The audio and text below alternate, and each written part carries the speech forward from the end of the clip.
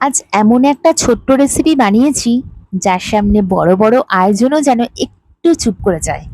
মাছ মাংস সব সামনে থাকলেও মন কিন্তু বারবার ফিরছে এই এক বাটির দিকে। ভাবছো এত টান কোথায়? নেপালের ভীষণ জনপ্রিয় একটা ডিশ, চুখানি। সহজ, হালকা, কিন্তু স্বাদে ভরপুর, চটপটা একটা ডিশ। আর এই গরমে যখন একটু ভারী কিছু খেতে ইচ্ছে করে না, ঠিক তখনই এই ছোট্ট পদটাই হয়ে ওঠে পারফেক্ট সঙ্গী। ভাত, রুটি, ফ্রাইড রাইস, যা খুশির সাথে বা এমনিও খেতে পারো। আর সবচেয়ে মজার ব্যাপার কি জানো? রান্না করতে যখন একেবারেই ইচ্ছে হয় না, তখন মাত্র 5 মিনিটেই তৈরি হয়ে যায় এই স্বাদের জাদু। মুখে রুচি ফিরিয়ে আনতে এর জুড়ি মেলা ভার। কখনো কখনো খুব বেশি কিছু লাগে না, একটা সহজ মন ছোঁয়ার স্বাদই যথেষ্ট। চলো দেখে নেওয়া যাক কিভাবে বানালাম। আমি এখানে 400 গ্রাম টক দই নিয়ে নিয়েছিলাম, একটা পাত্রে নিয়ে নিলাম। তোমরা তোমাদের মতন টক দই নিতে পারো পরিমাণটা। আর এখানে 1 চামচ মতো নিয়ে নিয়েছিলাম বিট লবণ।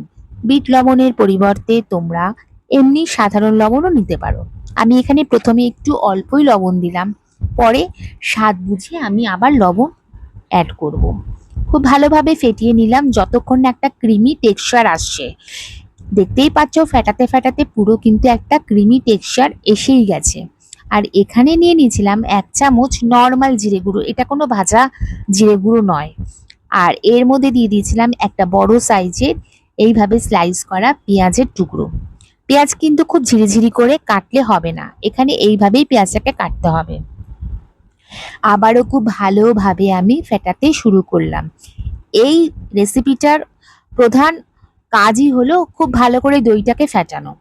আচ্ছা, এরপর আমি দিয়ে দিয়েছিলাম দুটো বড় সাইজের আলু সেদ্ধ করা, আর হাত দিয়ে এভাবে স্ম্যাশ করে নিয়েছিলাম।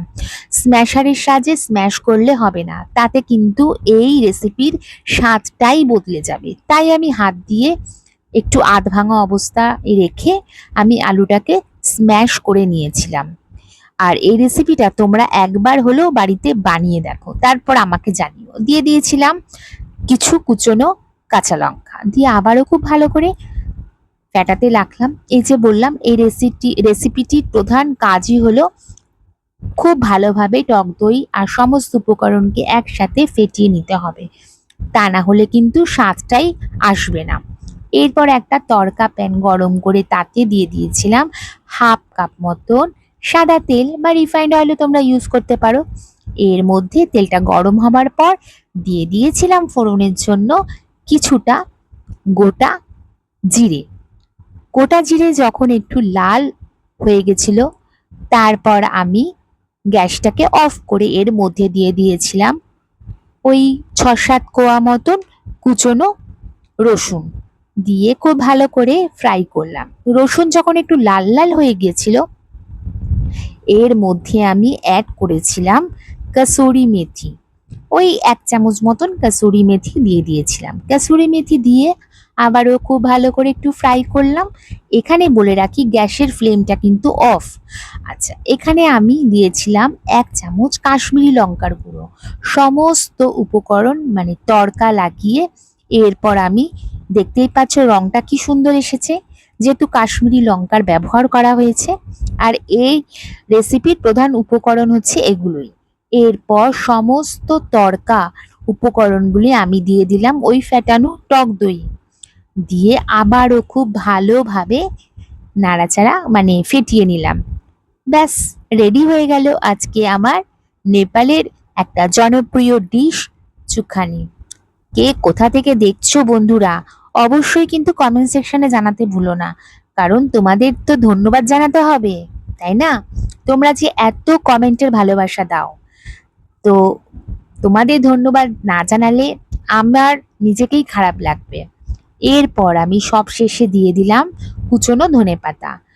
ধনেপাতা যদি তোমরা কেউ পছন্দ না করো, তাহলে এটা স্কিপ করতে পারো। ধনেপাতা দিলে এর স্বাদ আর গন্ধটা কিন্তু অসাধারণ হয়।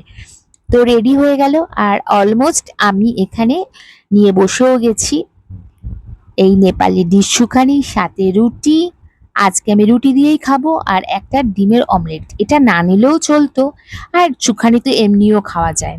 তো কেমন লাগলো আজকের আমার এই রেসিপি জানাতে কিন্তু ভুলো না, আর তোমরাও বানিয়ে আমাকে জানিও কেমন লাগলো। তো চলো, ভালো থেকো সবাই, টাটা।